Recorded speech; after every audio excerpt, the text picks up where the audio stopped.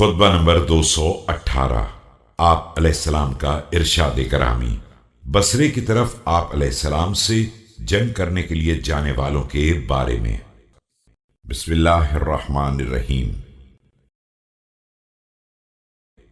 یہ لوگ میرے عاملوں، میرے زیر دست بیت المال کے خزانہ داروں اور تمام اہل شہر جو میری اطاعت و بیعت میں تھے سب کی طرف وارد ہوئے، ان کے کلمات میں افتراق پیدا کیا، ان کے اجتماع کو برباد کیا اور میرے چاہنے والوں پر حملہ کر دیا، اور ان میں سے ایک جماعت کو دھوکے سے قتل بھی کر دیا، لیکن دوسری جماعت نے تلواریں اٹھا کر دانت بھینچ لیے اور باقاعدہ مقابلہ کیا، یہاں تک کہ حق و صداقت کے ساتھ خدا کی بارگاہ میں حاضر ہو گئے۔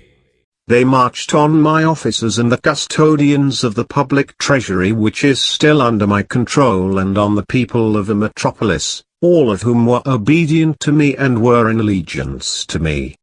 They created division among them, instigated their party against me and attacked my followers.